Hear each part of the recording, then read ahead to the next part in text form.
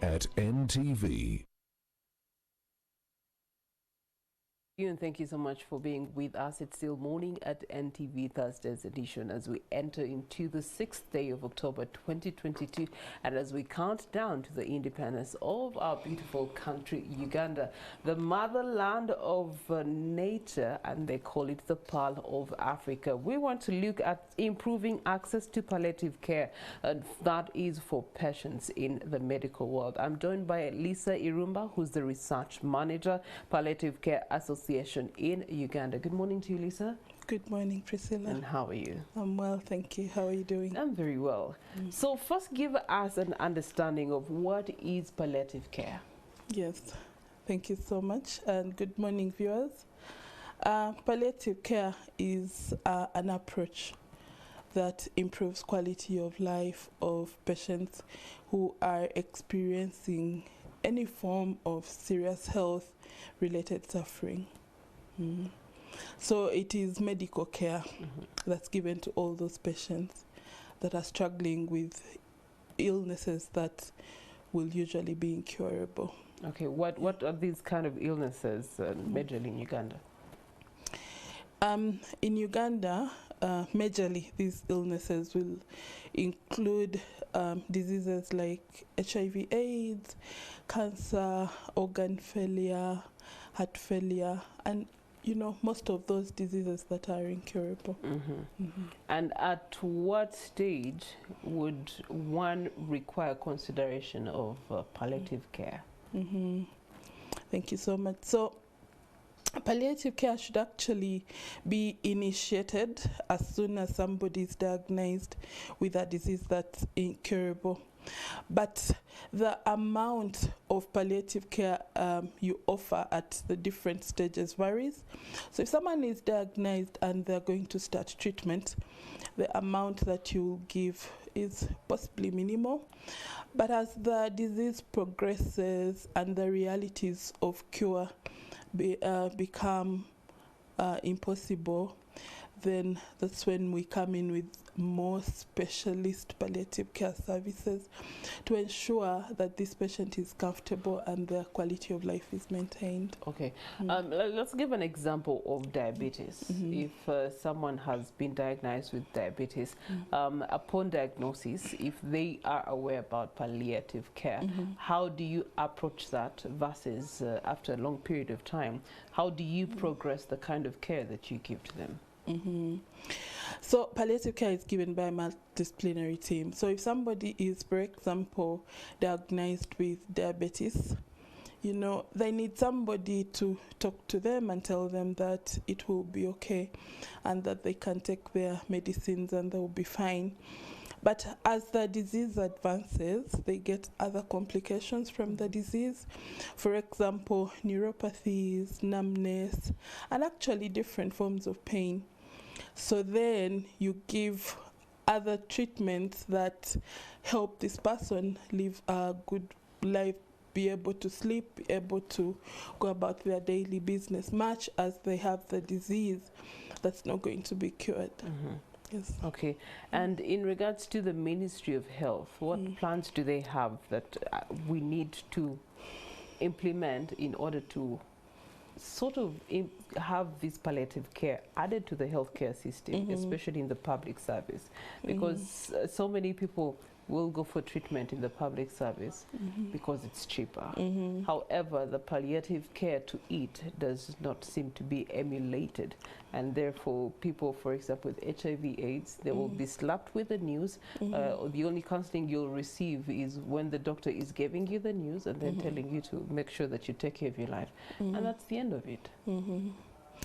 Yes, so I'll not speak on behalf of the Ministry of Health in terms of plans, but we are an association of palliative care providers that works closely with the Ministry of Health.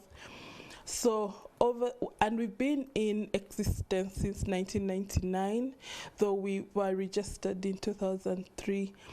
And over the years, we have advocated to ensure that this service is available is integrated within the public healthcare system, as well as well as the private. So what we do is we advocate and work closely with the Ministry of Health to ensure that everybody that goes to a hospital up to health center or wherever they are, they can get this service.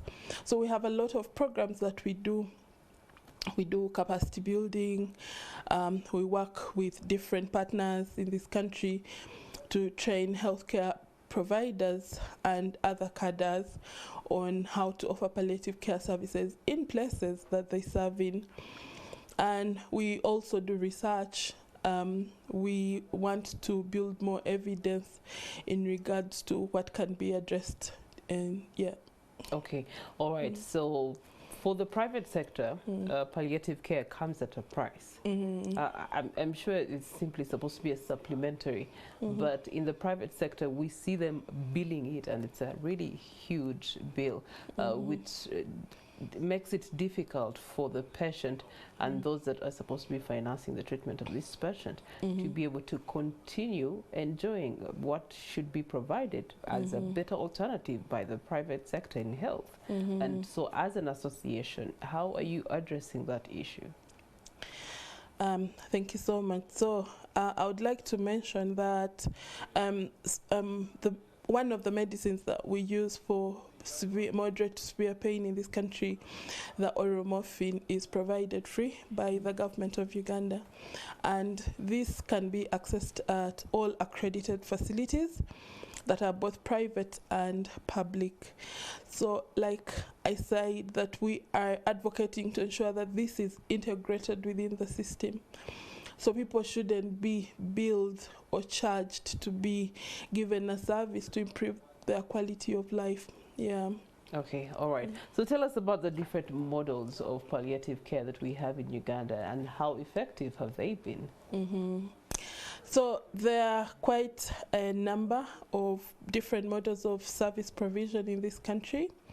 The biggest model being the facility-based or hospital-based, because the patients will be in the hospital. And within the hospitals, they can be seen as either outpatient, they're coming from home, or they can be seen on the ward, inpatient. But in Uganda, you'll realize a lot of patients leave home even when they are unwell. So another model that proved to work so well is the home-based care and community outreaches.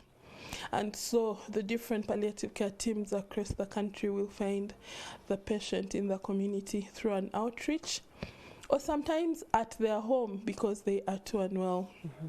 But in some places, like at our partners at Mobile Hospice in Imbara, they have roadside clinics. They are able to meet the patient along the road and bring a service closer to them.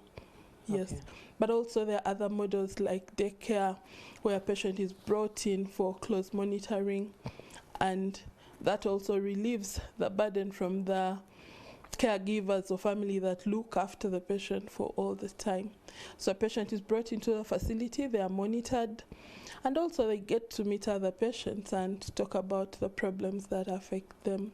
Okay, compared to other African countries, what is our ranking in reference to palliative care? Thank you so much. Actually, Uganda is ranking best, and there are so many studies that have been done, and for some years South Africa was ahead, but now we are ranking best, and we've been told that it's probably one of the best countries you can die, because we have a lot of people that have trained to offer this service. There is a great extent of access to medicines and information in that regard. Then why are we continuously still seeing cases of patients being referred to hospitals in India, other parts of the world, if this is the best place to die, given the nature of conditions that are being, attended to through the palliative care? I'll tell you, the need is great. Much as we've been here for close to 30 years, we've only seen 11% of the population. So we are not seeing everybody. But also, people have different wishes, especially when they are faced with a problem. and the choice they choose to make in terms of where they need to be at that stage is entirely up to them. But just to encourage everybody that if you report to a hospital or a private entity or at a hospice, you'll be given the care and the dignity that you deserve. Yeah. Okay, speaking of hospice, tell us about hospice and World Palliative Care Day. World Hospice and Palliative Care Day. So the World Hospice and Palliative Care Day is an internationally recognized and celebrated day.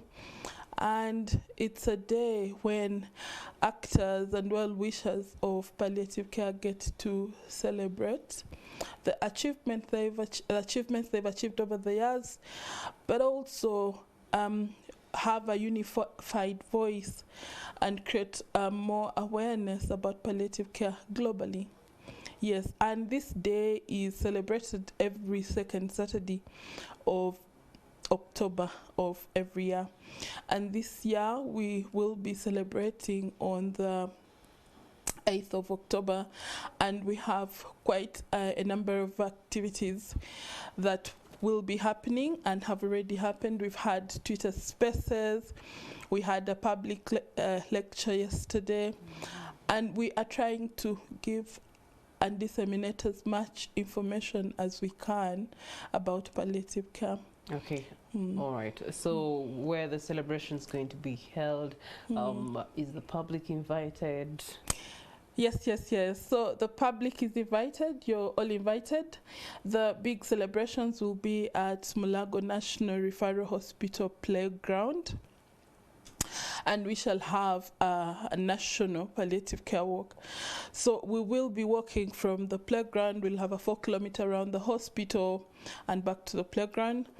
And after the walk at 7, we shall have a friendly soccer game with the members of parliament. And thereafter, we will have voices for hospice at Hospice Africa Uganda. So those are the major activities that are happening on the day. And who is invited? Who's your target audience? So our target audience is the whole population, really. If you can make it to Mulago Hospital grounds, it's an open day. Please come and know more about palliative care services. Come and learn where to access the service from when you need it. But even if you don't need it now, you may know somebody that needs it in your community. So come and learn more about palliative care and where you can access it in this country. All right. Thank you so much, Lisa Irumba from the Palliative Care Association here in Uganda, in which they pride to be the best in Africa, having surpassed South Africa in providing this extra service in the medical sector. And you and I probably have elders in our homes. You probably have a parent or a sibling that actually needs this kind of care. You might want to reach out, get as much information as possible, and be able to have this service provided to your loved one so that they can have a better livelihood while they are, having the incurable disease that they are having. As we continue morning at NTV, we take a breather and we return with our kickstart.